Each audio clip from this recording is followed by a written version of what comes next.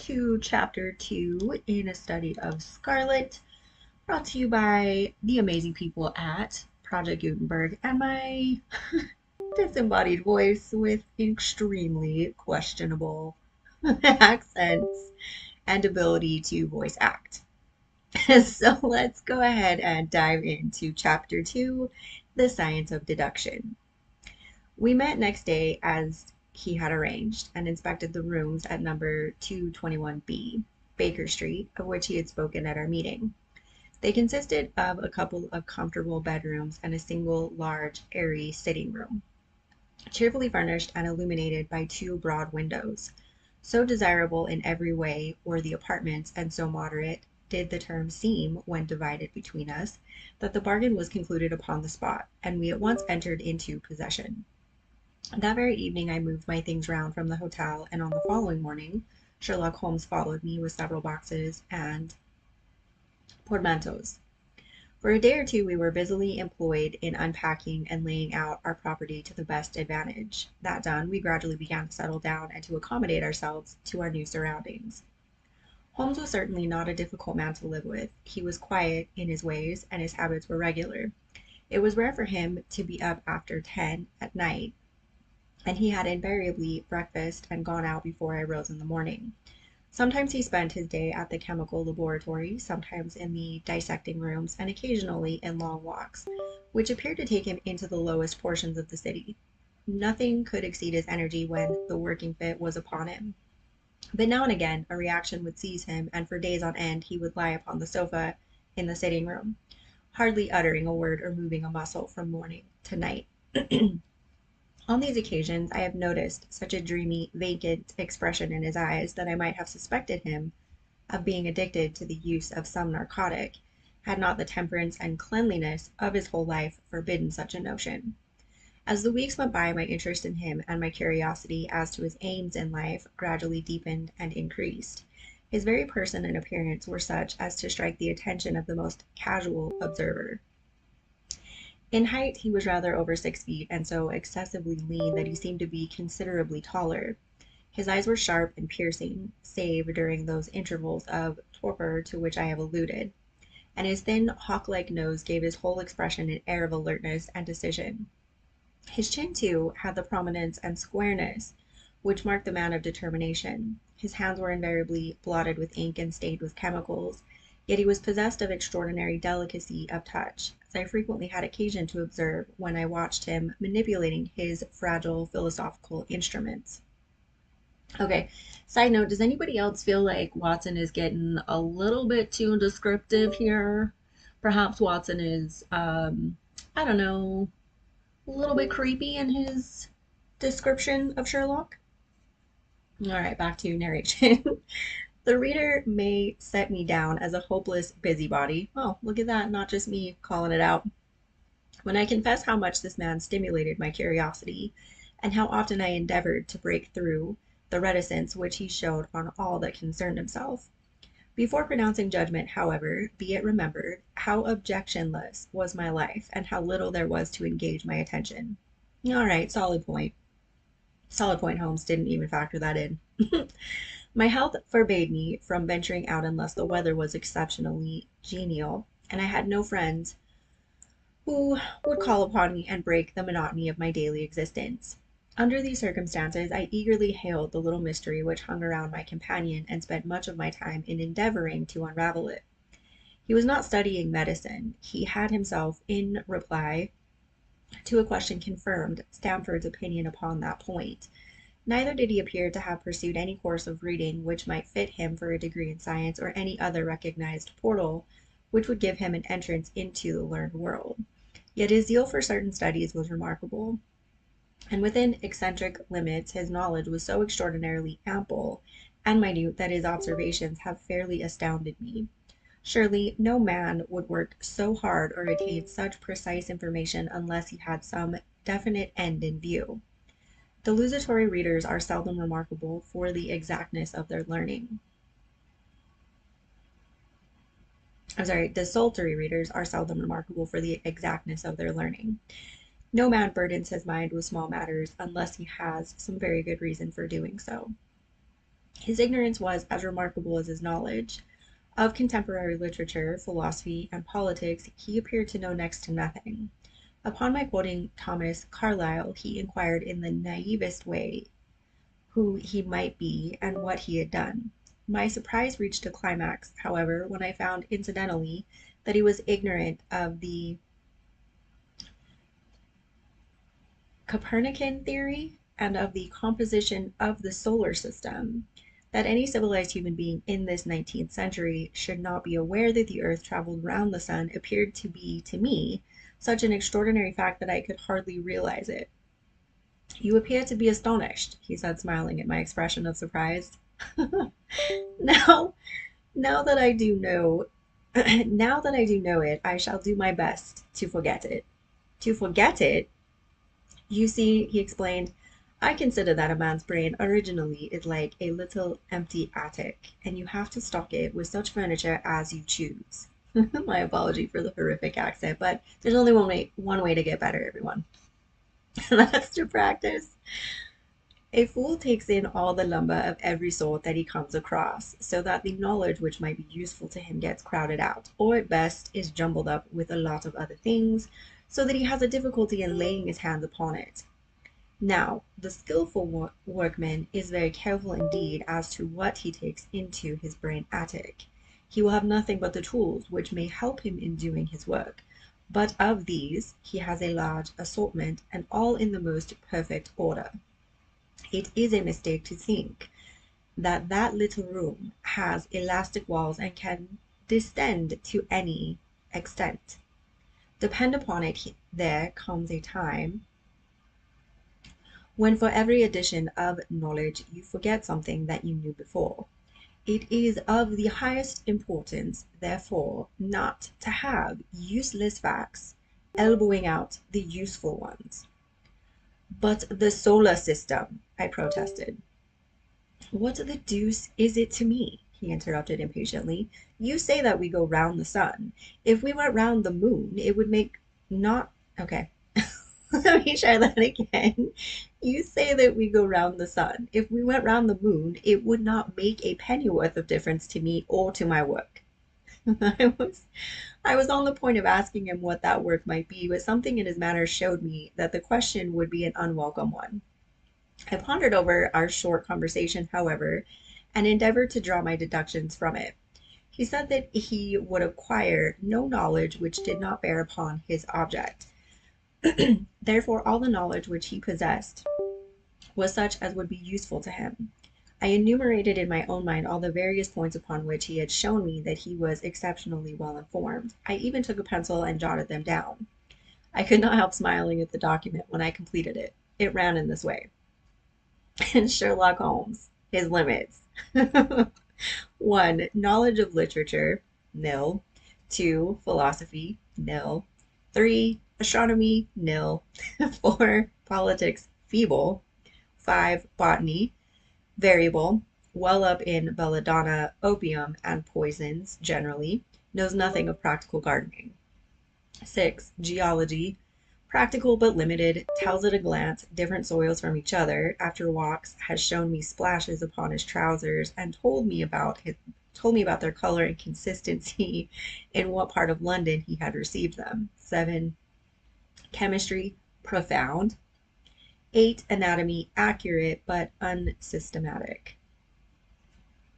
9. Sensational literature, immense. He appears to know every detail of every horror perpetrated in the century.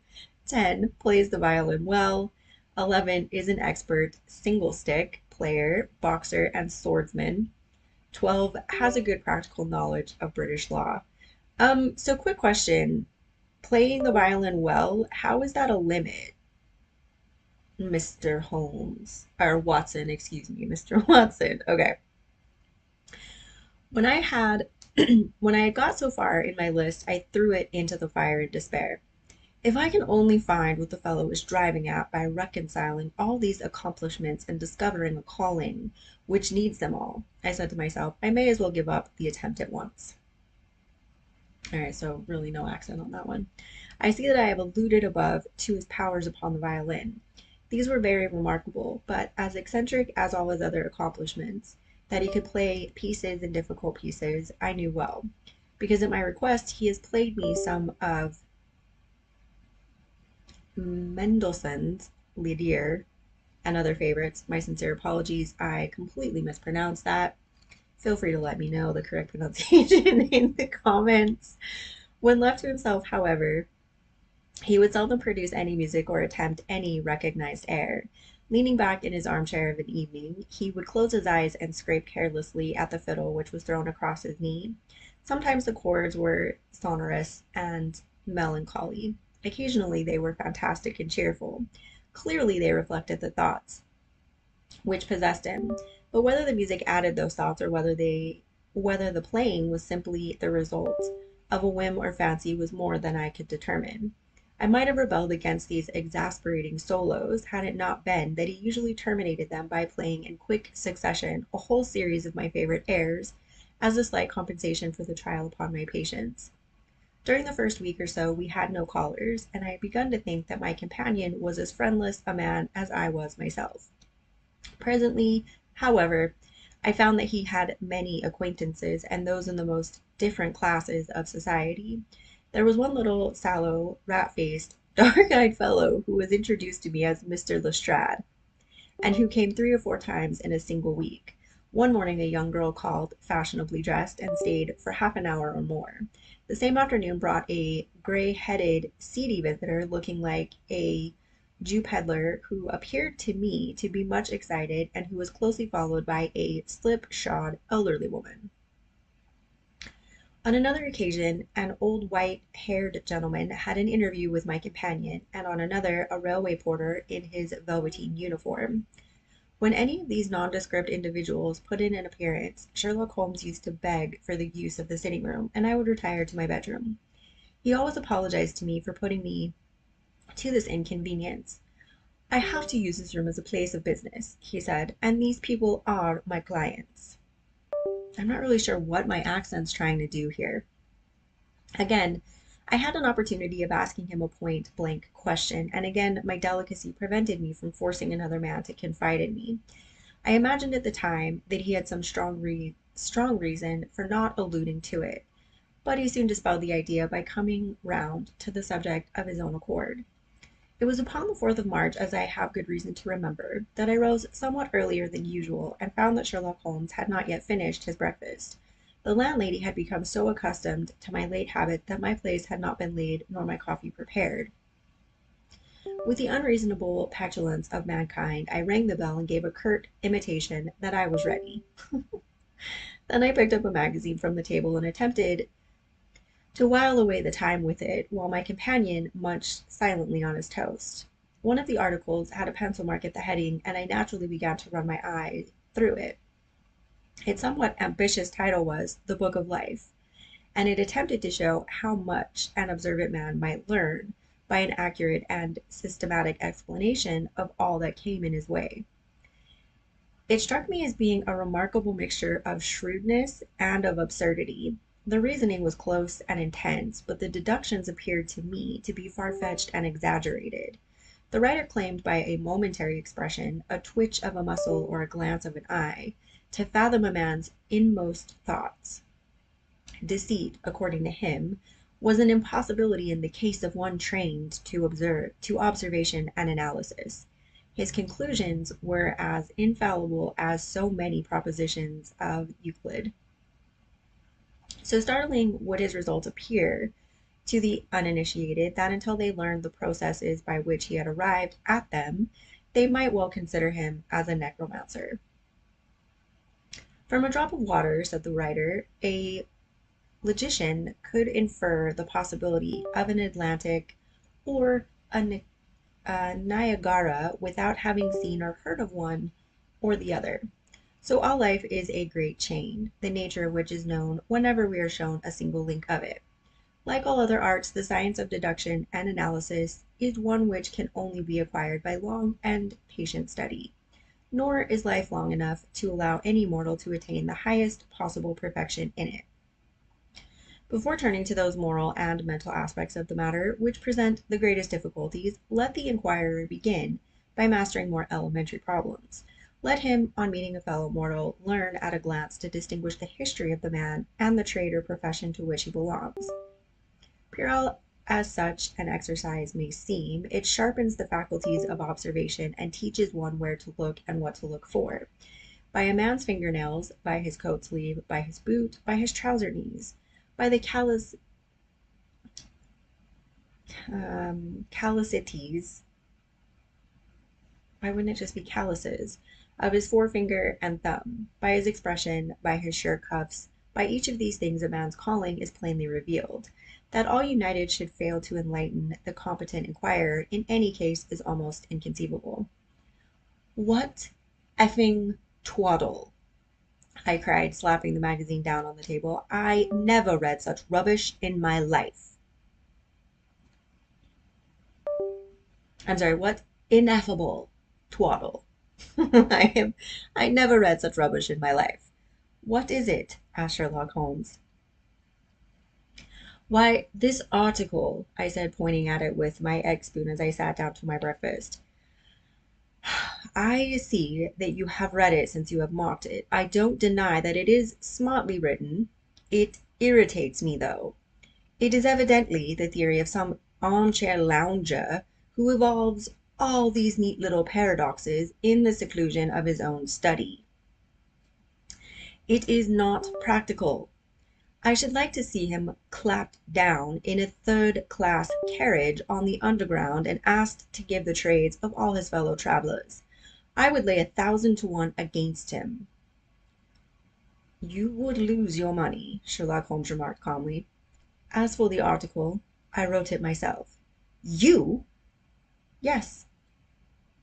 I have a turn both for observation and for deduction.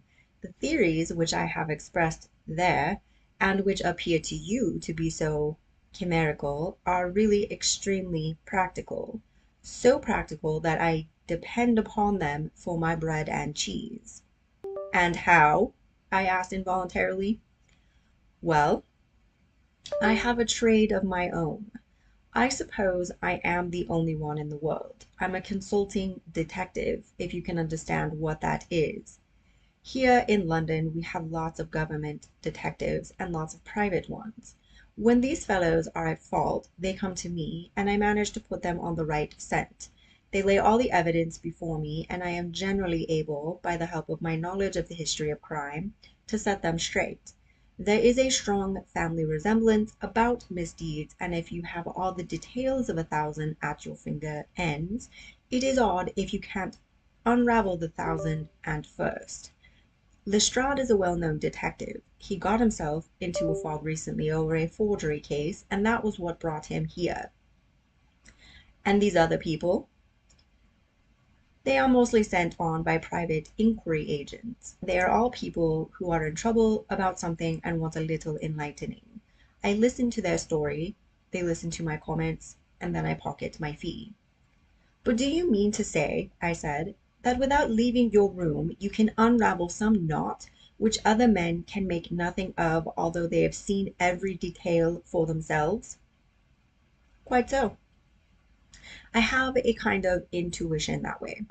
Now and again a case turns up which is a little more complex. Then I have to bustle about and see things with my own eyes. You see, I have a lot of special knowledge which I apply to the problem, and which facilitates matters wonderfully. Those rules of deduction laid down in that article which aroused your scorn are invaluable to me in practical work. Observation with me is second nature. You appeared to be surprised when I told you on our first meeting that you had come from Afghanistan. You were told, no doubt. Nothing of the sort. I knew you came from Afghanistan. From long habit, the train of thought ran so swiftly through my mind that I arrived at the conclusion without being conscious of intermediate steps. There were such steps, however. The train of reasoning ran. Here is a gentleman of a medical type, but with the air of a military man. Clearly an army doctor, then. He has just come from the tropics, for his face is dark, and that is not the natural tint of his skin, for his wrists are fair. He has undergone hardship and sickness, as his haggard face says clearly. He left His left arm has been injured. He holds it in a stiff and unnatural manner, where in the tropics could an English army doctor have seen much hardship and got his arm wounded. Clearly, in Afghanistan, the whole train of thought did not occupy a second. I then remarked that you came from Afghanistan and you were astonished.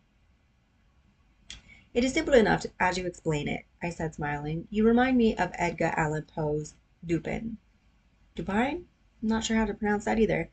I had no idea that such individuals did exist outside of stories. Sherlock Holmes rose and lit his pipe. No doubt you think that you are complimenting me in comparing me to Dupin, he observed. Now, in my opinion, Dupin was a very inferior fellow. That trick of his of breaking in on his friend's thoughts was an apropos remark after a quarter of an hour's silence is really very showy and superficial.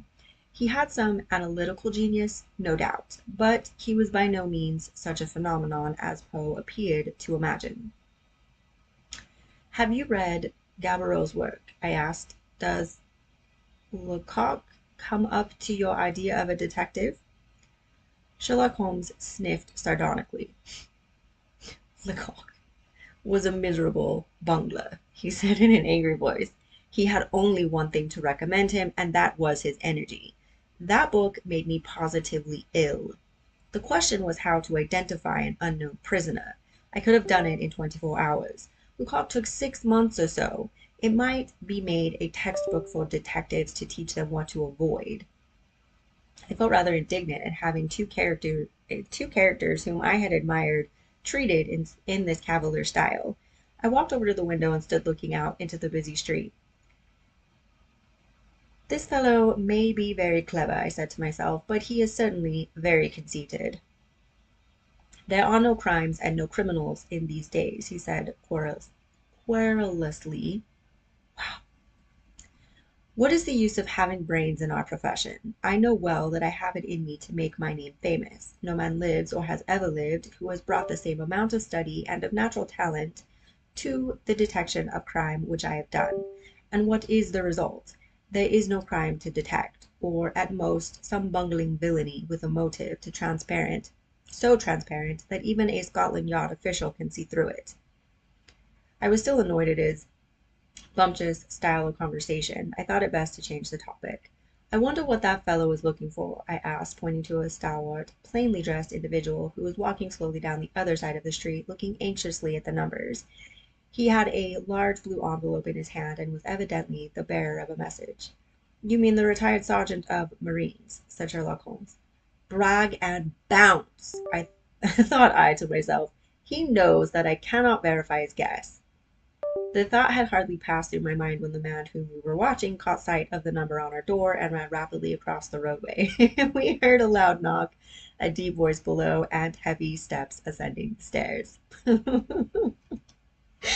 Well, Sherlock Holmes, he said, stepping into the room and handing my friend the letter. Here was an opportunity of taking the conceit out of him. He little thought of this when he made that random shot. May I ask, my lad, I said in the blandest voice, what your trade may be? Commissionaire, sir, he said gruffly. Uniform away for repairs. And you were? I asked with a slightly malicious glance at my companion. A sergeant, sir. Royal Marine Light Infantry, sir. No answer, right, sir? He clicked his heels together, raised his hand in a salute, and was gone. Oh my god, I feel so bad for Watson. All right, and that concludes chapter 2. Let me know what you thought of this chapter, my exceptionally questionable voice acting, or anything else you'd like to drop in the comments. Thanks for joining me for this reading of Sherlock Holmes. I'm really excited to see how it progresses. See you next time.